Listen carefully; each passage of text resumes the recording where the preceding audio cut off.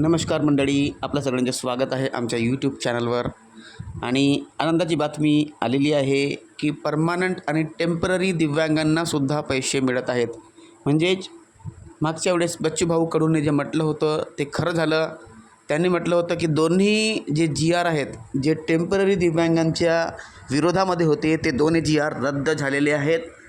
आणि त्याचाच परिणाम म्हणजे हे पेन्शन सुरू झालेली आहे मित्रांनो. पण महत्त्वाची गोष्ट अशी आहे की सरकारने नोटिफिकेशनसुद्धा नाही दिली की टेम्पररी दिव्यांगांची पेन्शन सुरू म्हणून. पण काही का असो ना, बरं झालं सगळ्यांचं टेम्पररी दिव्यांगांनासुद्धा पैसे मिळत आहे. आनंदाची बातमी आहे मित्रांनो. आणि फक्त एवढं काम तुम्हाला करायचं आहे नेहमी की तुमच्याकडे UDID कार्ड आहे, त्याची डेट तपासा. यांची एक्सपायरी डेट होण्याच्या 2 ते 3 महिन्या अगोदर तुम्हाला रिन्यू करावं लागेल मित्रांनो.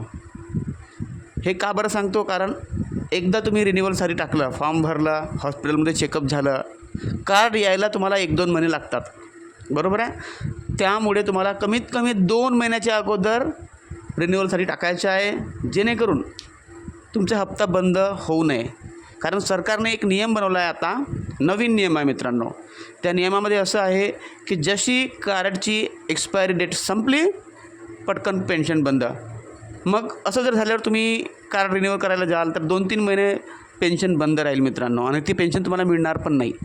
तर मग कशाला हा रिस्क घेता?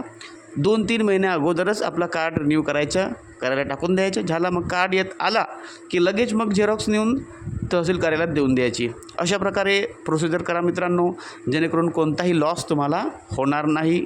आनंदाची बातमी आहे, टेम्पररी आणि परमनंट दोन्ही दिव्यांगांना पैसे मिळत आहे. कारण मी पण एक टेम्पररी दिव्यांग आहे, मला पण पैसे मिळालेले आहेत मित्रांनो. आणि बाकीचे पुष्कळ मला जवळपास शेकडो मेसेज येऊन गेले आहेत की टेम्पररी असूनसुद्धा पेन्शन मिळालेली आहे. म्हणजेच सरकारनं नियम लावला की एक्सपायर होऊ देऊ नका आपला कार्ड.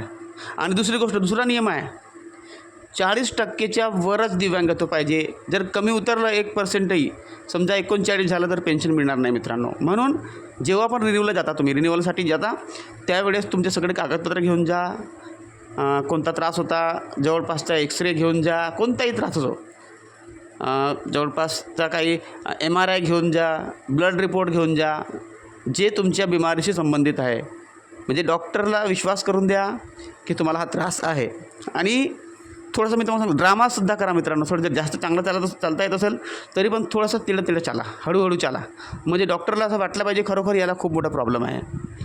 पहा, म्हणजे ह्यासाठी सांगतो मित्रांनो, तुमचा लॉस होऊ नये, जास्त ओव्हर ॲक्टिंग नाही करायचं. पण तुम्हाला सांगतो, हळूहळू जेवढं चालता येते त्याच्यापेक्षा थोडंसं एकदम तेवढं चालायचं. म्हणजे त्यांना समजलं पाहिजे की हा व्यक्ती खरंच अपंग आहे.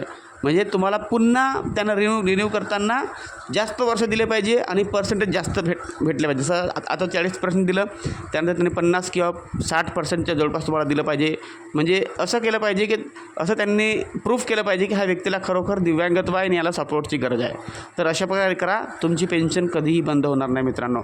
दरवर्षी रिन्यू करायला लागत, दरवर्षी किंवा 3 वर्षांना म्हणा, कोणत्या म्हणजे कंडिशननुसार. तर रिन्यू तुम्हाला 2-3 महिन्या अगोदर करायचे आहे. आणि लवकरात लवकर जसं कार्ड आला किंवा सर्टिफिकेट आली, तुम्हाला तिथं नेऊन द्यायची आहे. ओके. आणि दुसरी गोष्ट आहे, 40%च्या वर तुम्हाला राहायचं आहे. ह्यासाठी तुमचे कागदपत्र वगैरे सगळं बरोबर ठेवा, टेस्ट वगैरे करत जा. आणि जे कागदपत्र MRI वगैरे आहेत ते डॉक्टरकडे दाखवायचे आहे. आणि असंच करायचं, तुमचं काम होऊन जाईल. सबस्क्राईब करा, बेल आयकॉन दाबा आणि ऑलवर क्लिक करा. सबस्क्राईब करून लाईक करा, कॉमेंट करा आणि शेअर करा.